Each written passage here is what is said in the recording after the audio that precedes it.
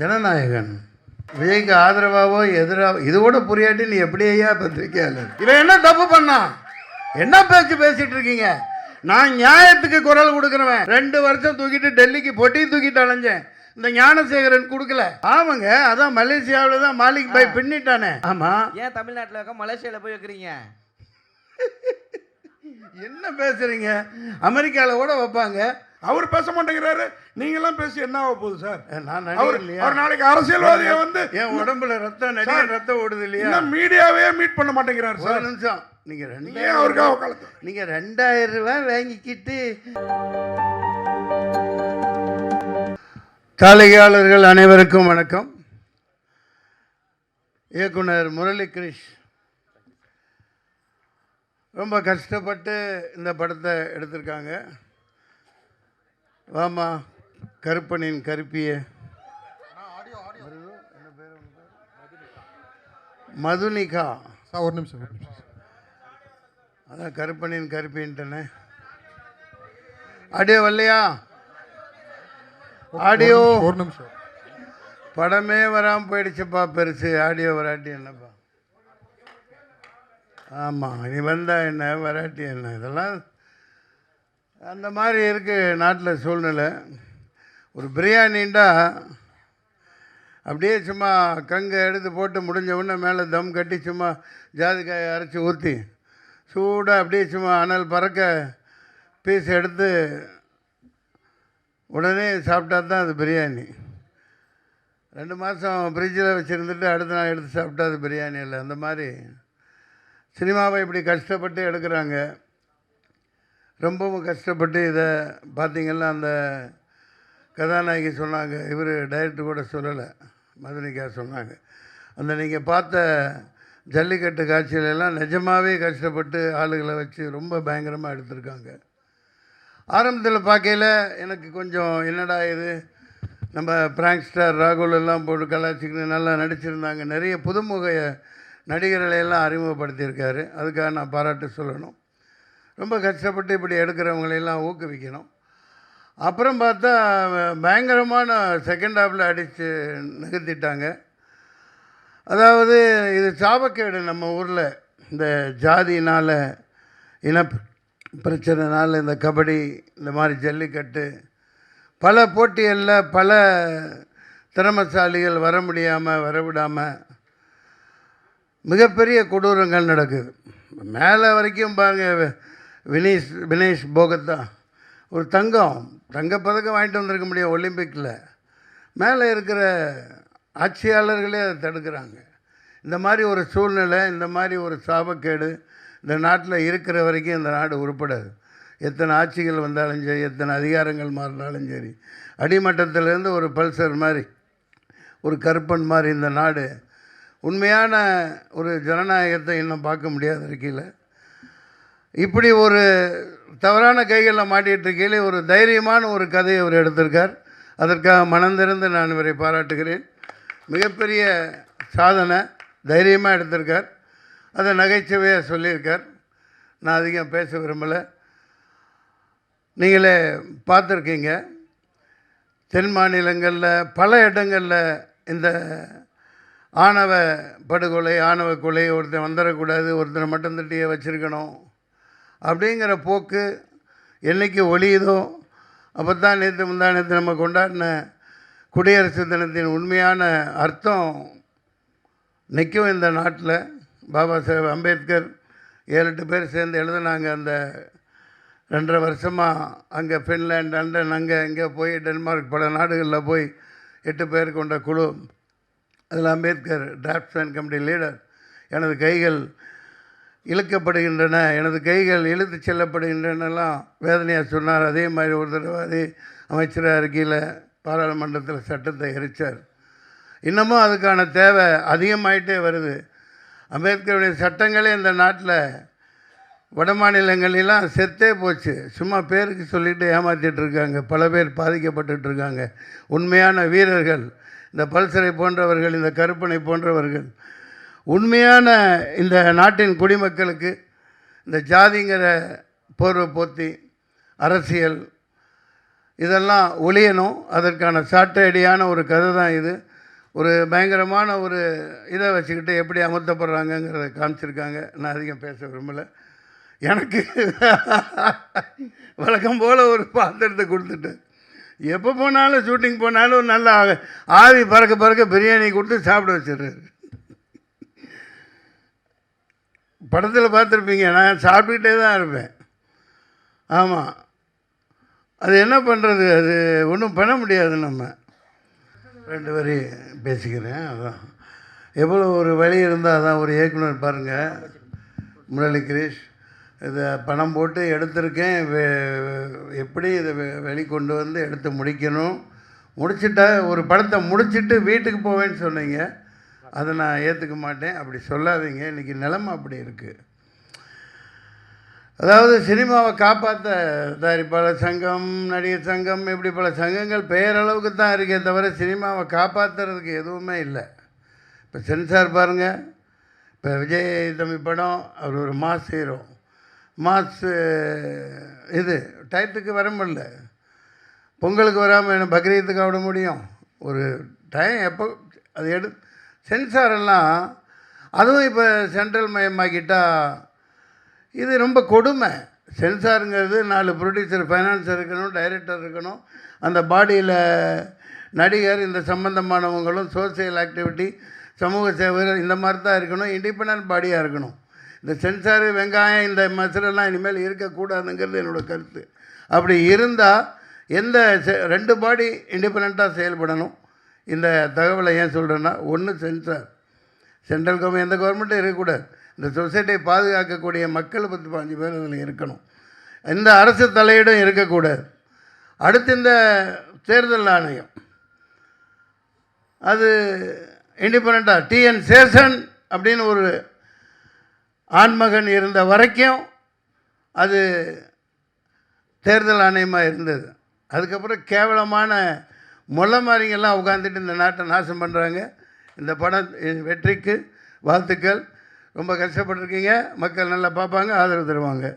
அதிக நேரம் எடுத்துக்கிட்டேன். அடுத்த காட்சிக்கு தயாராகுதுன்னு நினைக்கிறேன். டைரக்டர் சார் நீங்கள் சொன்னீங்க ஹீரோவோட மனசு இங்கே இருக்குது, அவர் இல்லைன்னு. ஆனால் அந்த படத்தோட பப்ளிசிட்டி, பிஸ்னஸ் எல்லாமே ஹீரோ வச்சு தான். அவர் அன்றைக்கி பொங்கல் விழாவுக்கும் வரல, இன்றைக்கும் வரல. இன்னைக்கு வந்திருந்தா உங்களுக்கும் யூஸ்ஃபுல்லாக இருக்கும். நீங்களே தயாரிப்பாளர். இதே மாதிரி அவர் ரஞ்சித் படம் அடுத்த படத்தில் நடிக்கிறாரு. இதே மாதிரி வராமல் இருப்பாரா? ஏன் உங்கள் படத்துக்கு வரல சார்? உண்மையாகவே ஒரு ரஞ்சித் அந்த படத்தில் பிஸியாக தான் சார் இருக்கார். நான் அவர் அதாவது நான் அந்த இது சொல்ல முடியாது. அது பெரிய படங்கள் சார், நான் அதை சொல்ல முடியாது. வேட்டுவம் படத்துக்கு அவர் ஆடியோ லான்ச்சுக்கு வராரு, ப்ரெஸ் மீட்டுக்கு வராருன்னு சொல்ல முடியாது. பட் எனக்கு அவர் இங்கே வரல. உண்மை தான், எல்லாருக்கும் தெரியும். இங்கே வரல. அது ஒரு குறையா நீங்கள் சொல்ல நினைக்காதீங்க. ஆமாம், அது எனக்கு நல்ல மனிதருங்க. அவர் ஒரே வார்த்தை நல்ல நடிகர். ஆனால் ஷூட்டிங்கில் என்றைக்குமே ஒரு கெட்டப்பில் இருக்காருன்னு நினைக்கிறேன். அந்த படத்தோட தோற்றத்தில் இருக்காரு, அது வெளியே வரக்கூடாதுன்னு. இல்லை, நீங்கள் கேட்ட கொஸ்டின் கண்டிப்பாக 100% உண்மை. வேட்டுவம் படத்துக்கு அவர் வராமல் இருப்பாரா, ஆடியோ லான்ச்சுக்கு, ப்ரெஸ் மீட்டுங்கிறது நீங்கள் கேட்குறது 100% உண்மை. கண்டிப்பாக அது வேறு, அந்த டாபிக் வேறு. பட் இப்போ டிஸ்டர்ப் பண்ணாதீங்க. அவர் நல்ல மனிதர். அவர் இங்கே வரல, அவரோட மனசு இங்கே இருக்கும். ஒன்றும் பிரச்சனை இல்லை சார். சார், இந்த படம் எடுக்கும்போது டோரா படம் என்ன பார்க்குறீங்களா? ஓகே, டோரா படம் நயன்தாரா நடிச்சாங்க. ஆமாம் சார். அதில் அந்த காருக்கு ஆவி இருக்காம, ஆவி நாயா இருக்கும். ஆமாம், இது மாடா இருக்கு. இது எப்படி நாங்கள் ஏற்றுக்கிறது? ஏன்னா நாங்கள் ஏற்கனவே அந்த படம் நாங்கள் பார்த்துட்டோம். இது மக்கள் எப்படி ஏற்றுப்பாங்க? தென் அது இல்லாமல் சார் சொன்னார், படம் ஸ்டார்டிங்லேயே படம் வெளியே வரலன்னாரு. எந்த படம் வெளியே வரலன்னு சொன்னார்? ஜனநாயகன். அதாவது வந்தாயின்னு நீ வராட்டி என்ன? அதாவது இது விஜய்க்கு ஆதரவாகவோ எதிராக, இது கூட புரியாட்டி நீ எப்படி ஐயா பத்திரிக்கையாளர்? இது கூட புரியாட்டி எப்படி ஐயா?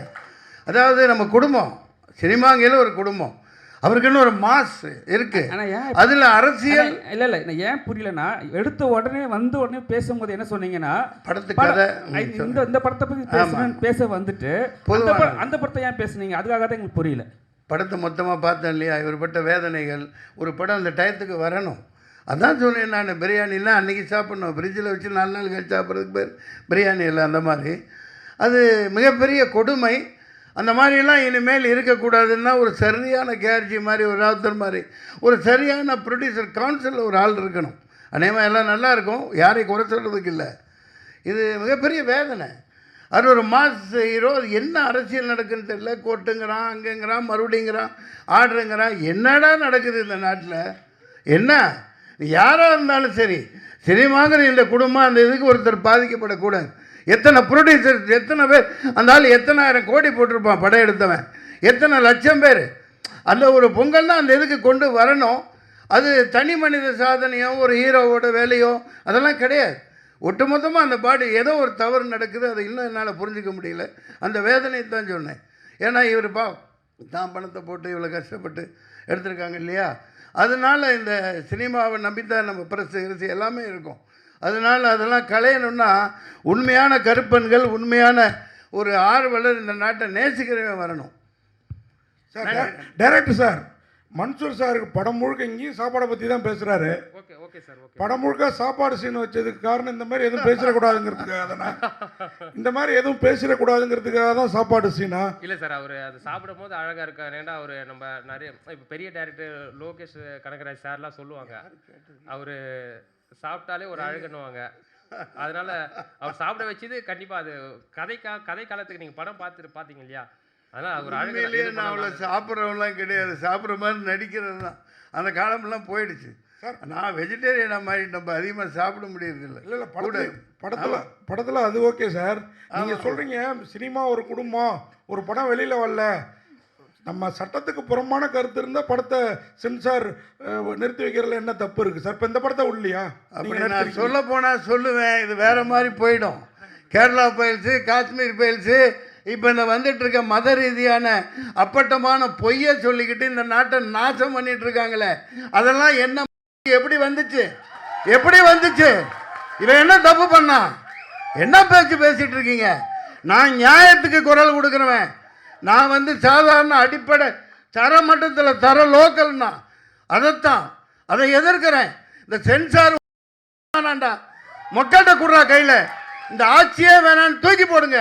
உண்மையானவர் வாங்க, 4 பத்திரிக்கை வாங்க, 4 சொசைட்டியில் அந்த ஒரு மத ரீதியான உண்மையான ஆன்மீகவாதி 2 பேர் உட்காருங்க, சினிமாக்காரன் 4 பேர் உட்காரு, ப்ரொடியூசர் 4 பேர் உட்காரு, லிரிக்ஸ் ரைட்டர், இப்படி ஒரு 20 பேர் டீமை வைங்க. சென்ட்ரல் கவர்மெண்ட் ஒரு நீங்கள் கிழிச்சதெல்லாம் போதும், நிறைய பாதிக்கப்பட்டாச்சு. நன்றி, வணக்கம் சார். மன்சூர் சார் வாங்க, விட்டுற மாதிரி இல்லை உங்களை, வாங்க இங்கே வாங்க. தோருங்க நீங்க இவ்வளோ நேரம் சென்சார் என்ன வேணாலும் கேட்கலாம். சென்சார் போர்டை கேட்டீங்கல்ல. நான் படம் எடுக்கிறவன் தான், எனக்கு சொல்றதுக்கு உரிமை இருக்கு. வாழ்க்கை ஜனநாயகன படத்தை 2 வருஷம் தூக்கிட்டு டெல்லிக்கு பொட்டியை தூக்கிட்டு அலைஞ்சேன். இந்த ஞானசேகரன் கொடுக்கல, கடைசி நான் பொட்டியை தூக்கிட்டு இப்போ மாதிரி டிஜிட்டல் கிடையாது, அது வேறு காலகட்டம். நான் சமாளிச்சுட்டு வெளியே வந்துட்டேன்.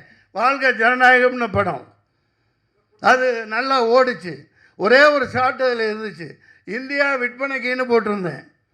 எது இந்தியா விற்பனைக்குன்னு போட்டிருந்தேன். நான் ஒரு காயலாங்கடை வியாபாரி. அதில் மேப்பு, உலக மேப் இருக்கும், இந்தியா மேப் இருக்கும், விற்பனைக்குன்னு போட்டு மேப் போட்டிருந்தேன். அதை தூக்குனாருன்னா தூக்க முடியாதுன்னு தக்காளி. இப்போ நாட்டை நாசம் பண்ணி இந்தியாவை உண்மையிலேயே வித்துட்ருக்காயா. மூஞ்சியை கொண்டு போய் எங்கேயா வச்சுக்கிறது, எல்லாத்தையும் வித்துட்டாங்க. சரி சார், நம்மெல்லாம் சும்மா. சரி சார், படம் வந்துருச்சு. கருப்பு முந்தானே இது பாருங்க, 600 கிலோமீட்டரில் என்ன கங்கா, பெரிய எவ்வளோ பெரிய கிலோமீட்டர், எவ்வளோ பெரிய ரோடு, என்னாச்சு? தூக்கி அதானிக்கு அப்படியே கொடுத்துட்டார். 70% இந்த உனக்கு, இந்த அம்பானிக்கு. என்னடா நாடாடா இது? வித்து திங்கிறாங்க எல்லாம். கேளுங்கய்யா. இல்லை சார்,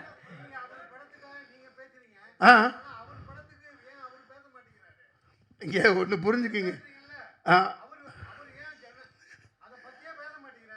காரணங்கள் இருக்குங்க, காரணங்கள் இருக்கும். அது அவர்கிட்ட தானே கேட்கணும்.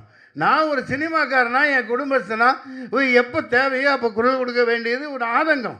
நான் எப்போ ரிலீஸ் ஆனால் குடும்பத்தோடு போய் பார்ப்பேன், இதே தேட்டரில் பார்ப்பேன். அதை பதிவு பண்ணியிருக்கேன், எல்லாத்துக்கும் தெரியும். இப்போ ஏங்க நீங்கள் தனிப்பட்ட தாக்குதல்லாம் நடத்த வேணாம். அவர் தயாரிப்பாளர் எவ்வளோ பாதிக்கப்பட்டிருக்காங்க, லட்சக்கணக்கான ரசிகர்கள், கோடிக்கணக்கான பேர். அது ஒரு ஆஃப்டர் ஆல் சினிமா தான் தூக்கி போட்டலாம், அது வேற விஷயம். ஆடியோ லான்ச்ல எடுத்துட்டு இருப்பார் சார் அவரு. ஆ ஆடியோ லான்ச்ல எடுத்துக்க வரா, அப்புறம் என்ன ஆடியோ புரியல. லான்ச் ஆடியோ லான்ச் ஆடியோ ஆமாங்க, அதான் மலேசியாவில் தான் மாலிக் பாய் பின்னிட்டானே, அவரு இன்னும் பெரிய மலேசியாவே தூக்கி போட்டு அது வரைக்கும் உலக சரித்திரத்தில் இல்லாத அளவுக்கு பண்ணியிருக்காரு. அவர்னா ஏழையா சார்? நீங்க குரல் கொடுத்துனுக்குறீங்க. தமிழ்நாட்டுல நடத்திருந்தா பரவாயில்ல. ஏப்பா, நான் வந்து ஒரு ப்ரொடியூசரா அது உன்னோட ஆடியோ லான்ச் பல கோடி யதார்த்தத்தை பேசுறேங்க. ஆடியோ அவர் லான்ச் பல கோடி பழக்கம் ஓகே. போயிருக்கும். ஆடியோ லான்ச் பல கோடி போயிருக்கும். ஆமா, ஏன் தமிழ்நாட்டுல இருக்க மலேசியால போய் வைக்கிறீங்க? என்ன பேசுறீங்க? அமெரிக்காவில் கூட வைப்பாங்க. நம்ம தமிழ் சினிமா எங்கே போயிருக்குது? துபாயில் கூட வைக்கலாம். நல்லா நடந்துச்சா அங்கே? இது என்ன பேச்சு பேசுறீங்க? டிக்கெட் விற்பனை பண்ணி தான் சார் உள்ள அலோ பண்ணாங்க. எது டிக்கெட் வித்து தான் உள்ள. சரி, அதனால உங்களுக்கு என்ன போகுது? நீங்க ஏன் வைத்தறிச்சல் பண்றீங்க? கடைசி வரையும் படம் வரல, கடைசி வரையும் ரொம்ப கஷ்டப்படுறீங்களே. அதான் சின்ன படம் அது வெறுப்பு அரசியல் கூடாது. இல்ல இல்ல கேளுங்க, நீங்க கேட்டு என்ன கேட்டாலும் நாக்க புடுங்கிட்டு சாவற மாதிரி கேளுங்க. சின்ன படம் தியேட்டருக்கு வரலனா நீங்க கேளுங்க. ரீ ரிலீஸ் கேடிவி மொபைல் எல்லாத்தையும் போட்டாங்கல்ல, திருப்பி ரீ ரிலீஸ்க்கு தியேட்டருக்கு வரீங்க கேட்க வேண்டியதானே? இந்த படத்துக்கு யாரை சொல்றீங்க? என்ன சொல்றீங்க? உங்க தமிழ்நாட்டுல, நம்ம தமிழ்நாட்டுல தான் கேக்குறேன். எந்த படத்தை? இதோ இப்போ கூட தான் கீழே மங்காத்தா போயிட்டு இருக்கு, கில்லி போயிட்டு இருக்கு. லைனா புது படங்கள் வழி விடுங்கன்னு சொல்ல வேண்டியதானே? ஏங்க ஓன்ன இதெல்லாம் ஒரு விஷயமா? நான் கவுன்சில் இருந்தவன், நானும் தயாரிப்பாளர், நான் 11 படம் எடுத்திருக்கேன். இல்ல சார், தியேட்டர் கிடைக்கல. இப்போ அவர்கிட்ட டைரக்டர் கேளுங்க, அவர் ப்ரொடியூசர். அதுதான் நண்பரு, தியேட்டர் கொடுக்க மாட்டேங்கிறாங்க, ஓடிடி கொடுக்க மாட்டேங்கிறாங்க. இதெல்லாம் சேனலைஸ் பண்ணணும். சரியான ஒரு பாடி இருக்கணும். இராணுவம் மாதிரி ஒரு நம்ம தயாரிப்பாளர்கள், ஏன்னா அவங்க தான் கடவுள்கள், அவங்க தான் முதலாளிகள். அதனால் சகோதரர் கேட்டார், நண்பர், பழைய நண்பர் தான் அவர். நான் அவருக்கு வக்காலத்து வாங்குறதுக்கெல்லாம் வரல, ஆதங்கம். அவர் பேச மாட்டேங்கிறாரு, பேச மாட்டேங்கிறார். சார் மன்சூர் சார், அவர் 2000 ரூபா அவர் ரசிகர்களையும் டிக்கெட் வித்து வதைக்கிறாரு. படம் ரிலீஸ் ஆகலன்னா ப்ரொடியூசர்ஸ் ஆகுறாங்க. அவர் பேச மாட்டேங்கிறாரு. நீங்களாம் பேசி என்ன ஆக போகுது சார்? நான் அவர் நாளைக்கு அரசியல்வாதியை வந்து என் உடம்புல ரத்தம் ஓடுது இல்லையா? மீடியாவே மீட் பண்ண மாட்டேங்கிறாரு சார். ஒரு நிமிஷம், நீங்கள் நீங்க 2000 ரூபாய் வாங்கிக்கிட்டு அவர் சினிமா காட்டாருன்னு சொல்றீங்க. அதுக்கு பவர் இருக்குது. வாங்குறவன் வாங்குறான், கொடுக்குறவன் கொடுக்குறான். நீ அதே 9,000 ரூபா கொடுத்து ஒட்டு வாங்குறிய, ஒட்டு. அதுக்கு இங்க இருந்து கொடுக்குற, உங்க அப்பா பாட்டன் காசு கொடுக்குற. 5000 ரூபா கொடுக்குறிய ஒட்டுக்கு, உங்க அப்பன் தாத்தா பாட்டன் காசு கொடுக்குற. இவன் உழைச்சு சம்பாதிக்கிறான், சம்பாதிச்சு போட்டோம். வாங்க வாங்க வீட்டு.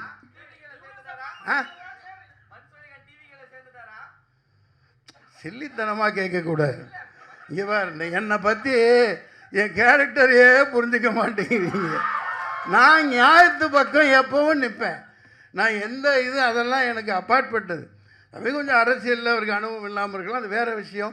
இது கருப்பு பல்சர் தயாரிப்பாளர் பணத்தை போட்டுட்டு அடி வைத்து நெருப்பு கட்டிக்கிட்டு இருக்காரு.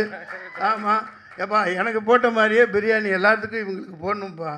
ராவுத்தர் இவரெல்லாம் அண்ணன் விஜயகாந்த் ஐயாலாம் படம் எடுத்தாங்கன்னா ப்ரெஸ் மீட்டில் அப்படியே கமன்னு பிரியாணி போட்டு தான் அனுப்புவாங்க. நன்றி நன்றி நன்றி, வணக்கம். நன்றி. கருப்பன் முட்டினாரா? ஐயோ சொல்ல மறந்துட்டேன். இவங்க ரொம்ப அற்புதமாக நடிச்சிருந்தாங்க. எல்லா கதாநாயகிகள் சின்ன சின்ன பாத்திரங்கள்லாம். தினேஷ் வழக்கம் போல் வர முடியல. அவர் ஒரு அற்புதமான மனிதர். நான் பாராட்டுறதுக்கெல்லாம் சொல்லலை. அவர் ஒரு நடிகருங்கிற இதே அவர்கிட்ட இருக்கார். அதை எப்படி சொல்கிறதுனே புரியல. அப்படி ஒரு எளிமையான மனிதர்.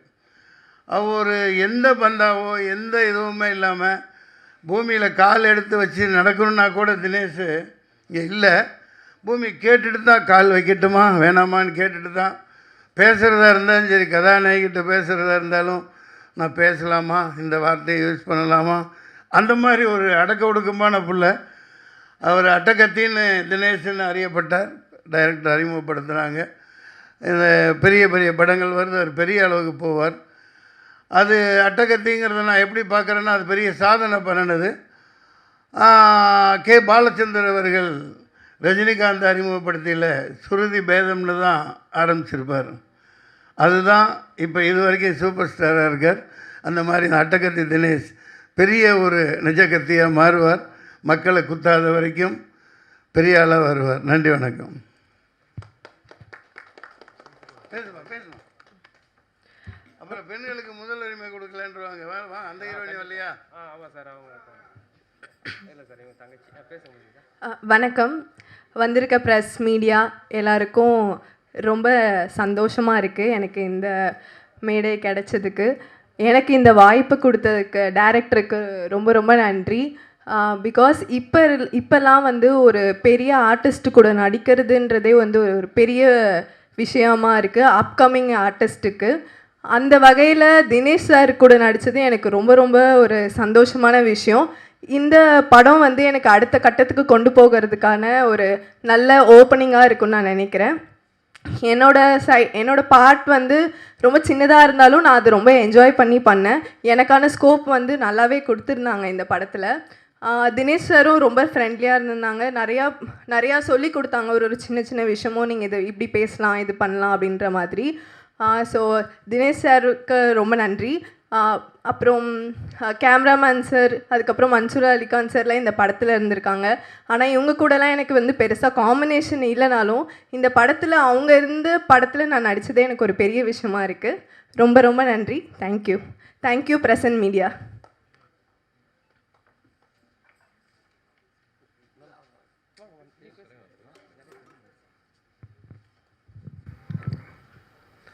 அனைவருக்கும் வணக்கம்.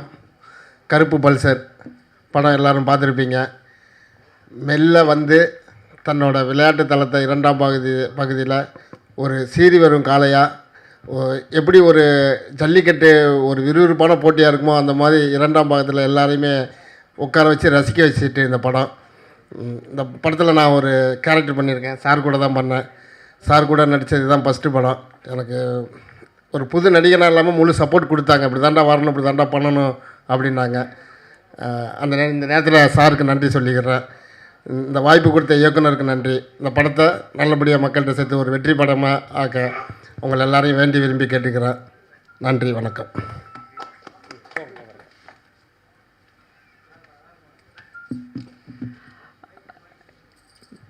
எல்லாருக்கும் வணக்கம்.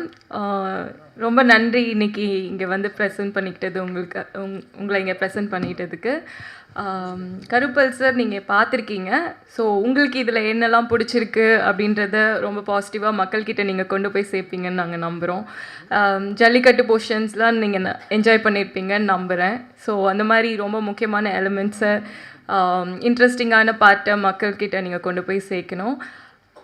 நடிக்கிறது ப்ரொஃபஷன் இதெல்லாம் தாண்டி ஒரு நல்ல டீம் கூட நல்ல மனுஷங்க கூட நான் ஒர்க் பண்ணியிருக்கேன்னு எனக்கு ரொம்ப ஹாப்பியாக இருக்குது. Including Dinesh sir. ஸோ அங்கே ஒரு ஃபேமிலி மாதிரியே உண்மையாக இருந்தாங்க. இந்த படத்தில் நீங்கள் பார்த்த ஃபேமிலி பார்ட்லாம் உண்மையாகவே அங்கே ஃபேமிலி மாதிரி எல்லோரையும் ட்ரீட் பண்ணாங்க.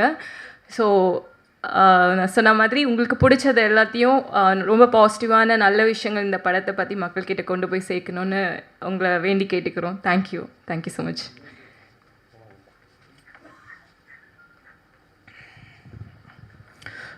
வந்திருக்க எல்லாருக்கும் வணக்கம்.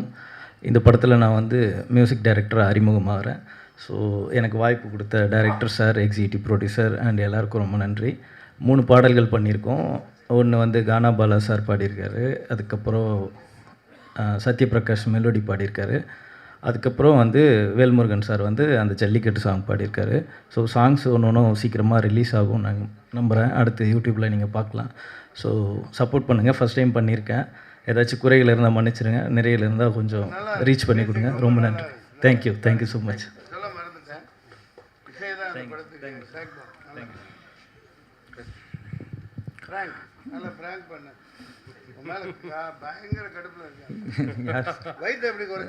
அதுவா சார்?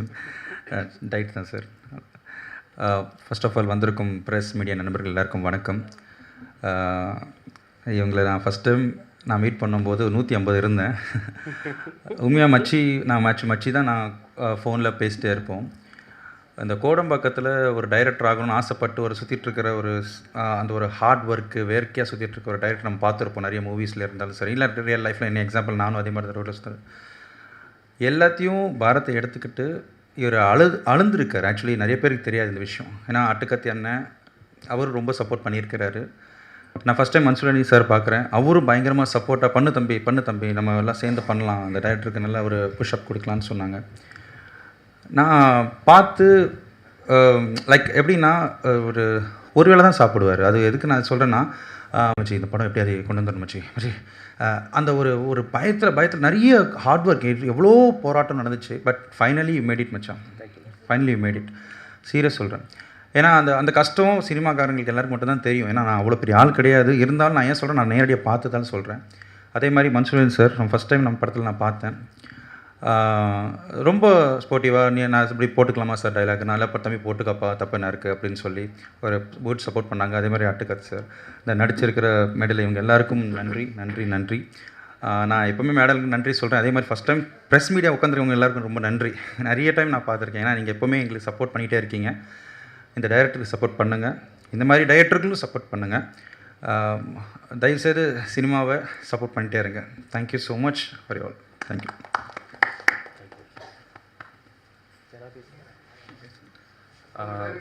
சார் பேசுகிறேன் சார். வந்திருக்கோம் ப்ரெஸ் அண்ட் மீடியா நண்பர்களுக்கு ரொம்ப நன்றியை தெரிவிச்சுக்கிறேன். என்னுடைய ஃபஸ்ட்டு படம் கருப்பு பல்சர். ஆக்சுவலி இந்த படம் வந்து கருப்பு பல்சர்னு நான் பொல்லாதோர் படம் எல்லாருமே பார்த்துருக்கோம். வெற்றிமாறன் சாரோட ஃபஸ்ட்டு படம். அந்த படம் தனுஷ் சார் நடித்து அந்த பைக்கு நான் வாங்கி ஓட்டினேன். அதாவது கருப்பு பல்சர் வாங்கணும்னு ஆசைப்பட்டு ஓட்டினோம். அதுக்கப்புறம் பைக் வாங்குவோம், விற்றுருவோம். அதுக்கப்புறம் பைக் மாற்றிட்டே இருப்போம். அப்புறம் நாளடைவில் ஜல்லிக்கட்டு ஒரு போராட்டம் நம்ம எல்லாருமே கலந்துக்கிட்டோம். அந்த போராட்டம் மெரினால நம்ம நிறைய பேர் கலந்துக்கும் போது நானும் அங்கே போராட்டத்தில் இருந்தேன். அந்த போராட்டத்தில் இருந்தோம். நான் அடையாறு தான் என்னுடைய வீடு. அப்போது அந்த டெய்லி போவோம். அங்கே நம்ம என்னென்ன தேவை, மக்கள் ஸ்டூடெண்ட்டுங்களுக்கு தேவை, நம்ம ஃபீல்டு ஒர்க் பண்ணோம். அதுக்கப்புறம் ஜல்லிக்கட்டுக்கு பர்மிஷன் வாங்குகிறோம். ஜல்லிக்கட்டு விழா நடக்குது. அங்கே போகும்போது ஒரு சில பிரச்சனைகள்லாம் நம்ம பார்க்குறோம். நம்ம சிட்டி தான், நம்ம பிறந்தது வளர்ந்தது எல்லாமே சிட்டி தான். பக்கத்தில் மதுராந்தகம், சென்னை அடையாறு, இது ரெண்டுமே இருந்தது. அந்த பக்கம் எல்லாமே ஒரு விஷயம் நடக்கும்போது என்ன இது, நம்ம இங்கெல்லாம் ஒற்றுமையாக இருக்கும், அந்த பக்கம் ஏதோ பிரச்சனை போயிட்டுருக்கு. பட்டு இங்கே நிறைய டைரக்டருக்கு சொல்கிறாங்க. இங்கே ஓப்பனாக சொல்ல போனால் பெரிய டைரக்டருங்க எல்லாருமே பிரச்சனைகளை சொல்கிறாங்க. ஆனால் பட் அந்த பக்கம் பிரச்சனை நடந்துக்கிட்டு தான் இருக்குது. சரி, இந்த கதையை நம்ம தொடுவோம், ஜல்லிக்கட்டை வச்சு ஒன்று பிளான் பண்ணுவோம். நம்ம பொல்லாதவனில் கருப்பு பல்ஸ் இருக்குது. இங்கே பைக்கு ஜல்லிக்கட்டுக்கு பைக்கு கார்லாம் ப்ரைஸ் தராங்க. அந்த கான்ட்ராவர்சி மேட்ரு, அது கான்ட்ராவர்சி இல்லை, பட் அது நம்மளுடைய பாரம்பரியமான ஒரு விளையாட்டு ஜல்லிக்கட்டு. அது ஒரு சில இருக்குது, ஒரு சில பிரச்சனைகள்லாம் அதில் இருக்குது. உடச்சி சொல்லுங்க. Okay sir. தைரியமாக எடுத்துட்டு தயங்கினா எப்படி? இல்லை சார், அதான் சார். Okay sir. அதான் சார், அந்த பிரச்சனைகள்லாம் இருக்குது. அதுமாரி நம்ம எப்படி ஸ்கிரிப்டாக எடுக்கணும்னு பார்க்கும்போது ஒரு டவுட் வருது. ஜல்லிக்கட்டு ஏன்னா வாடிவாசல்னு ஒரு பெரிய படம் வெற்றிமாறன் சார் பண்ண போகிறாரு, சூர்யா சார் நடிக்க போகிறாங்க. நம்ம ஜல்லிக்கட்டை வச்சு எப்படி பண்ணலான்னும் போது நான் ராஜேஷ் கிட்ட ஒர்க் பண்ணேன். அவர் எங்கள் டைரக்டர் வந்து, அவர்கிட்டேருந்து நான் ஒரு டிசிப்ளினை கற்றுக்கினேன். அதாவது அவரை மாதிரி ஒரு டிசிப்ளின் பார்க்க முடியாது. நான் இப்போ இன்ஸ்டியூட் படிச்சுட்டு வந்தவொடனே எனக்கு ஒரு கல் ஒரு கண்ணாடி படத்தில் அவர் அசிஸ்டண்ட்டாக வாய்ப்பு கொடுத்தாரு. அந்த நேரத்திலலாம் அவரை பார்க்கவே முடியாது, அவ்வளோ பெரிய டைரக்டராக இருந்தார். இன்றைக்கும் அவர் பெரிய டைரக்டர், இன்றைக்கும் லைம்லைட்டில் படம் பண்ணிக்கிட்டு தான் இருக்குது. பல இட்டு படங்கள் கொடுத்துட்டு தான் இருக்கார். என்னன்னு தெரியல, நான் போய் நின்னேன். சார் உங்ககிட்ட சேரணும் சார்னு, வாடா ஜாயின் பண்ணுறான்னு ஒரு கல் ஒரு கண்ணில் வாய்ப்பு கொடுத்தாரு. அன்னிலேருந்து இன்றைக்கி வரைக்கும் நான் அவர்கிட்ட தான் ட்ராவல் பண்ணிகிட்ருக்கேன். இந்த கதையை ஸ்கிரிப்டை லைன் அவர்கிட்ட சொன்னேன். என்னடா இது பெரிய கதையாக இருக்குடா, ஜல்லிக்கட்டுன்ற கருப்பல்சர்ன்ற வேறு கண்டென்ட்லாம் உள்ளே எக்கச்சக்கமாக இருக்குது, இதை கண்டிப்பாக பண்ண முடியுமாடான்னாரு. நான் ஒன்றே ஒன்று சொன்னேன், சார் நான் உங்கள் பேட்டர்ன்லேயே ஸ்க்ரீன் ப்ளே பண்ணிடுறேன். எஸ்எம்எஸ்ஸு பாஸு ஓகே இந்த பேட்டர்னில் ஃபஸ்ட் ஸ்டாப் தள்ளின்னு போகிறேன் சார். ஃபஸ்ட் ஸ்டாப்பு உங்கள் பேட்டர்னில் தான் இருக்கும். நான் அப்புறம் கிளைமேக்ஸில் கடைசி 20 மினிட்ஸில் நான் கண்டென்ட்டை சொல்லிக்கிறேன்னு சொல்லிட்டு, உண்மையாகவே இந்த கதையோட ஸ்க்ரீன் ப்ளே பார்த்தீங்கன்னா ஒரு பாஸு ஓகே அட்டகத்தி நான் குறைஞ்சது ஒரு 40-50 வாட்டி பார்த்த படம். ரஞ்சித் அண்ணனோட முதல் படம்.